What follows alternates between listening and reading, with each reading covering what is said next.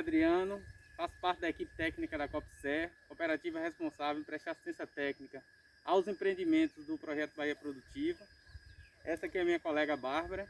Estamos aqui na construção desse vídeo, na propriedade aqui do senhor Wilson Dantas, né? Dando seguimento aos vídeos, né?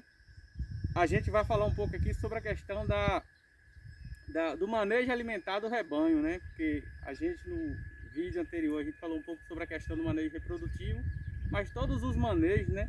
Principalmente o alimentar influencia muito nessa questão, né, do manejo reprodutivo. Então a gente vai conhecer um pouco, né, sobre essa questão dessa estrutura, né, aqui da propriedade de Wilson.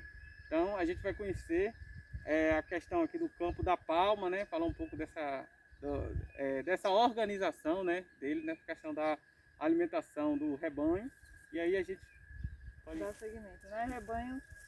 Vamos enfatizar, né, lembrando que essa videoaula é voltada para as cadeias de bovinocultura de leite. Primeiramente, devo fazer uma introdução falando sobre o hábito alimentar, são ruminantes, e o que é que o senhor faz para alimentar essas vacas aqui na propriedade do senhor? Pois não, Bárbara. Quando se trata de gado de leite, a gente tem que lembrar que as vacas são ruminantes e precisa, essencialmente, é condição sine qua non ter pastagens, tá? Porque, no caso aqui vocês estão vendo a palma, só a palma não adianta, tá? Então, o animal é ruminante, então a gente tem que se preocupar primariamente com pastagens. Aqui eles ficam, aqui é os semi-confinados, boa parte na pastagem e outras a gente complementa com capiaçu, com palma forrageira, e com ração, soja, milho e núcleo mineral. Aqui nós temos, além do mais, nós fazemos também silagem e feno, deixando no galpão armazenada para quando chegar o período seco. Aqui para os tipos de capim, tem o capim natural, aqui, que é a braquiária, nós temos aqui orocoa, temos pangola de semente, e eu já experimentei aqui também, ali eu tenho o Transvala e tenho também o Maasai. A palma está introduzida aqui no sistema, vocês estão vendo aqui na faixa de... Tem essa aqui dupla, que eu plantei recente, e tem essa aqui que eu plantei também da mesma forma, para vocês verem aqui o antes e o depois, o antes lá e agora aqui, o depois aqui deve ter, eu acredito, uns 4 meses aproximadamente, né? É o sistema adensado, baseado no sistema de Ariano Suassuna, palma adensada. Então a gente, dando os tratos normais, dando os tratos que necessita, a palma tem esse desenvolvimento que vocês estão vendo aqui, né? Então, visto que não só pode alimentar o rebanho com palma sozinha, né? Porque quando você alimenta só com a palma, nós temos aí a palma, que foi uma planta, né, com suas arquetes, que se desenvolveram na nossa região, né, da Caatinga, do semiárido, que serve também como suplemento alimentar, mas não só a palma, né, serve como alimentação. Nós temos que estar misturando essa palma com algum volumoso, justamente para dar o quê? Para dar um suplemento maior, e também com a questão lá dos tratos de soja, né? Os lucros de soja que o senhor falou. Aqui eu tenho SA doce, tá? Tem outros tipos de palma, aqui tem 4 a 5 tipos. A doce, tem aquela que talvez não sei se vai dar para ver, aquela orelha de elefante mexicana. Essa aqui é a palma doce, tá? Vocês estão vendo que está mais ou menos aqui 1,80 m. A recomendação é até deixar menor essa parte, só que eu tenho aqui o exemplo de ter fechado.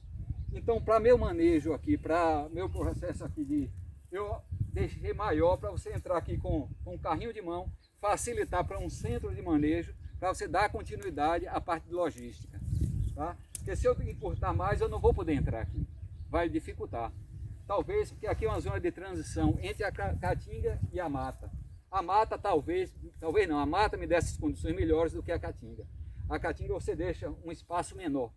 Na mata, como aqui há mais chuva, o terreno é melhor, Então nós podemos deixar 1,80 aqui para você transitar aqui na hora de pegar o material e levar até o coxo para os animais se alimentarem. Até então a questão do manejo também da limpeza das palmas, né? Do entre linhas da palma, né? Aí facilita até melhor quando se fala desse espaçamento aqui. Aí se fala também da retirada dos matos, né? Da vegetação nativa daqui ao redor da palma. Esse espaçamento facilita até no manejo, né, da palma, né? Para você até diminuir a quantidade de doenças também, justamente por causa disso. E a gente conserva, pode olhar que a gente conserva o próprio mato aqui dentro, tá, como cobertura do solo. Tá entendendo? É como se fosse um plantio direto. Você conserva, depois que você faz o manejo da capina, você deixa aqui mesmo, servindo como cobertura vegetal. Exatamente.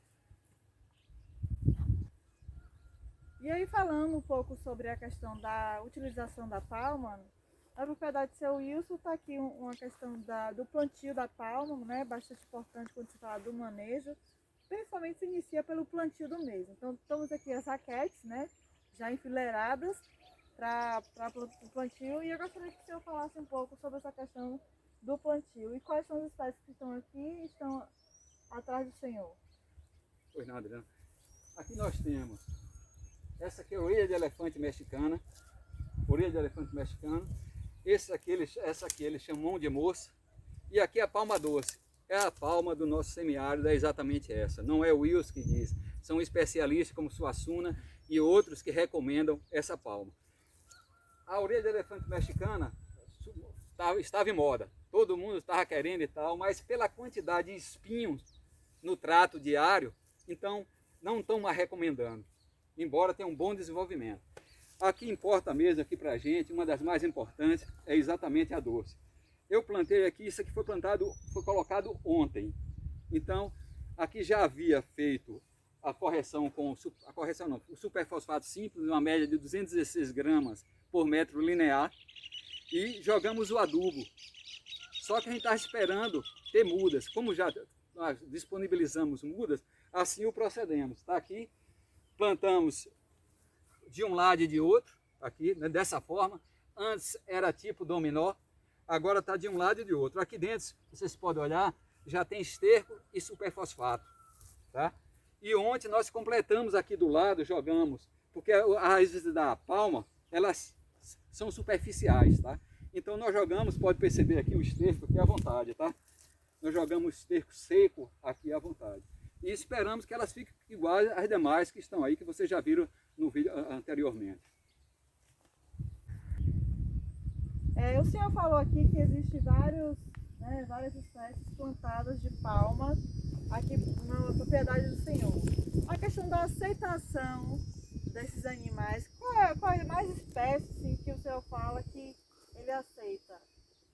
Adriana, quanto à palatabilidade, o que é que acontece? Eu já tive vários casos aqui de ter a palma aqui fechado, longe dos animais. Mas mesmo assim, ainda alguns mais curiosos, quando quebram a cerca, eles vão direto ou na mão de moça ou na doce. E é eles que decidem. Então, o sabor, a palatabilidade, é eles que dizem. Então, não foi uma nem duas vezes quando eles romperam a cerca, foram exatamente para essa, é tanto que tem tão pouco, e a doce. Então, eu acredito que em termos de gosto deles, essas predominam sobre as demais. Agora, o trato aqui da palma, como eu lhe disse, eu estou numa zona de transição entre a zona seca e aqui a mata. Aqui, por exemplo, a divergência da caatinga, lá eles dão 2 tratos por ano. Aqui eu dou uma média de 4 tratos. E aí, às vezes, encarece um pouco. Então, eu quero fazer o máximo possível para, no máximo, 3 tratos. Agora, aproveitando e não deixando passar, porque quanto mais demorar de dar esses tratos, mais gasto eu tenho. Bom, os tratos aqui é capina mesmo, né? Chegando na época certa, aí você faz a capina, assim que passou o inverno, que choveu, que desenvolveu, você faz logo a capina, para que o terreno úmido não venha com muitos matos. Então eu faço a média de, como eu disse, de 3 a 4 tratos. Agora tem que saber a época. Qual é a época? Você chegar aqui, por exemplo, tá limpo, tá, não tá, começou a chover, sabe que vai, além da palma vai vir outros matos, então eu faço logo, providencio logo em seguida, enquanto o solo está úmido, a capina para manter nesse padrão que aqui está. Então, senhor Luiz, o senhor falou sobre a questão, né, dos tratos culturais, que o senhor faz a capina, né, técnica essa bastante importante para diminuir a quantidade de pragas, principalmente, né, de doenças relacionadas à palma, principalmente a cochonilha, que é o tipo de fungo que ela vem se alastrando durante né, nessas palmas. E a partir do momento, seu Luiz, que o senhor planta a palma, eu queria saber de quanto tempo leva essa palma para você colher, fazer o primeiro corte para fornecer para os gados. Sim, Bárbara, o manejo que nós fazemos aqui é exatamente para que essas plantas daninhas não concorram com a palma. Todos os nutrientes que nós utilizarmos aqui no solo, ele deve ser direcionado para a palma e não para plantas daninhas. Está entendendo? Então, o que é que acontece? Além, quando você faz esse manejo, você evita muitas doenças. Aqui próximo, eu cheguei lá na frente, na primeira vez, eu cheguei a plantar palmas de variedade diferente. Eu plantei a doce e a outra que é a orelha de onça e outras. Fiquei alternando, porque se aparecesse doença nenhuma, não apareceria na outra. A cochonilha, por sorte nossa, até agora não apareceu. Existem alguns fungos que como é que a gente procede? De vez em quando a gente sai aqui, dá uma olhada de uma forma geral na palma, e à medida que ela apresenta algum fungo, eu peço para tirar, dar o gado e tomo alguma providência. De que forma? Se for uma parcial, eu só tirei, deixo o gado e não deixo o resíduo desse fungo no pasto. Por quê? Para que não venha contaminar outras plantas, né? A adubação aqui que eu faço, como eu disse aqui eu utilizei o superfosfato simples e depois utilizei o esterco. Quando ela começa, depois de 2 ou 3 meses, eu começo a usar um elemento rico em nitrogênio, ou a ureia ou o sulfato de amônio, que é rico em nitrogênio para dar, primeiro a base, que é o superfosfato simples, depois você vem para dar volume à palma, que é a ureia e o sulfato de amônio. Outro ponto importante é você não deixar, depois que você planta, a palma ficar velha. Porque é igual a pastagem. Quando de uma determinada altura tem determinados nutrientes. Depois fica igual a jornal. Não serve para alimentar porque está pobre em nutrientes. Com a palma acontece a mesma coisa. O ideal é que depois que você plantou aqui, a depender do tempo, porque depende de vários fatores. Temperatura, umidade, adubação, manejo correto. Então, suponha, daqui a 1 ano e 2 meses, 1 ano e 3 meses, 1 ano e 4 meses, até 1 ano e meio, se você puder cortar e já fornecer aos animais, seria o ideal. Não deixar 5, 6 anos, a palma virar um pé de árvore, porque aí não vai ter nutriente nenhum. É bom que vocês percebam e tentem fazer, porque muitas vezes, na hora de plantar, a pessoa quer plantar e não tem a noção. A primeira coisa que você deve fazer é saber quanto você precisa para suprir sua necessidade. Eu tenho 30 animais, um exemplo. Quanto é que eu preciso de palma diário? Quanto eu preciso para o ano, para me abastecer durante o ano? Então você tem que ter essa consciência e fazer esses cálculos para não fazer uma área muito grande e você não dar conta do manejo, entendeu?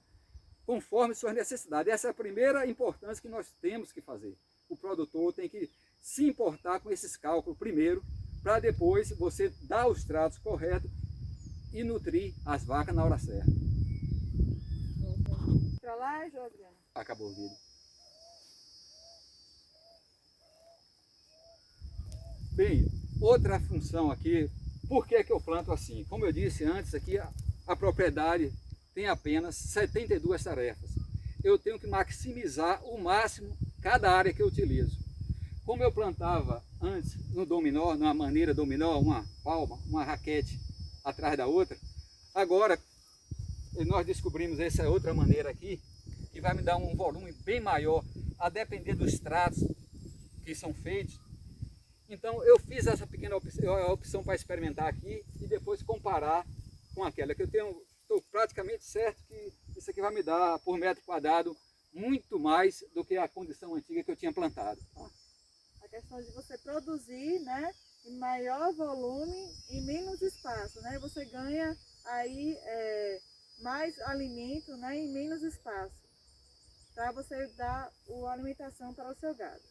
É o que se fala hoje em crescimento vertical. Sim. É isso aqui que a gente está tentando fazer, né? Antigamente você teria que ter muitas áreas, mas hoje não. Hoje você tem pequenas propriedades, providencia alimentação dessa forma aqui. Então você procura intensificar o máximo possível para ter um retorno melhor. Dê a pausa aí, Adriano.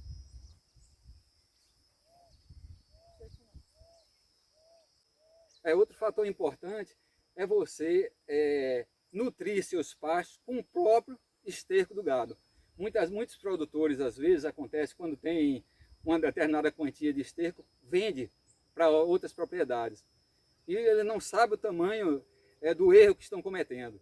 Porque, na realidade, o esterco é o que você tem de vamos dizer assim, de melhor para se adubar a palma e você ter uma planta nutritiva para seus animais. Né? Então, não venda o esterco, procure acumular e vão semeando, adubando suas palmas aos poucos que vocês vão ter retorno. É isso, pessoal. Nossa videoaula, né, referente ao encontro comunitário da comunidade de Umbuzeiro, né, na qual os agricultores trabalham com a cadeia de bovino de leite, né? Então, a gente contou com a experiência do produtor, né, daqui do município de Impirá, o Wilson Dantas, né, onde a gente pôde presenciar, né, a questão do manejo reprodutivo dos animais dele, né? O senhor Wilson, ele trabalha aqui, como já falei, com a questão da cadeia leiteira, né? Vaca de leite, e ele demonstrou, né, de forma prática e de forma teórica também sobre o desenvolvimento dessa atividade na propriedade dele, né? O senhor Wilson nos apresentou a questão, né, da, da sala, né, do local destinado à inseminação artificial. Também falou sobre a importância, né, e a diferença dessas duas, no caso, falando de manejo reprodutivo, dessas duas técnicas, né, que é a técnica que ele utilizava na propriedade, da técnica da monta natural, né, que é com a presença do touro, contato do touro diretamente com as matrizes, e hoje, né, que ele já mudou, ele trabalha com a questão da inseminação artificial, né, que é muito mais prático, né, e também ele tem uma segurança, um resultado na questão da reprodução dos animais dele, porque ele tem essa questão do controle, né, do tipo de animal, e também essa questão sanguínea, né?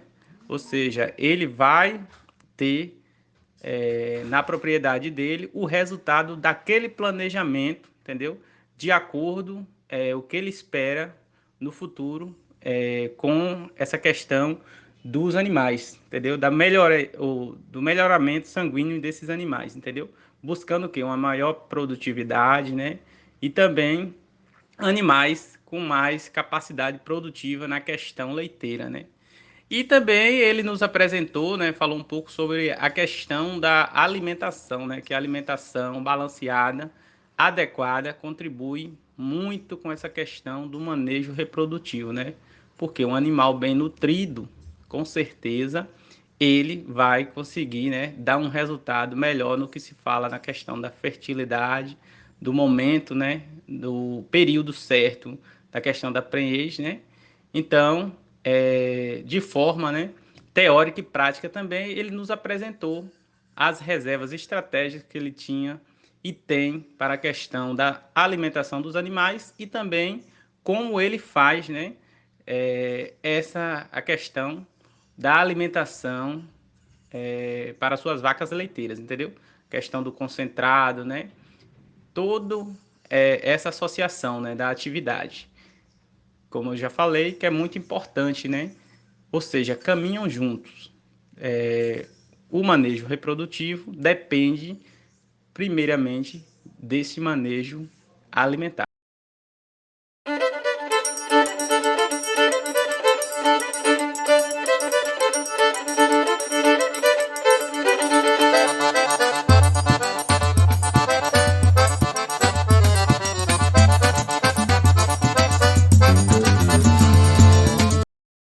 A Ter à Distância é uma adaptação das atividades de assistência técnica e extensão rural do Bahia Produtiva, projeto do Governo do Estado da Bahia por meio da Secretaria de Desenvolvimento Rural do Estado da Bahia, executado pela CAR, Companhia de Desenvolvimento e Ação Regional, com recursos provenientes de acordo de empréstimo com o Banco Mundial. Essa modalidade visa dar continuação às atividades de capacitação e apoio para produtores, associações, cooperativas, empreendimentos produtivos e agentes comunitários rurais.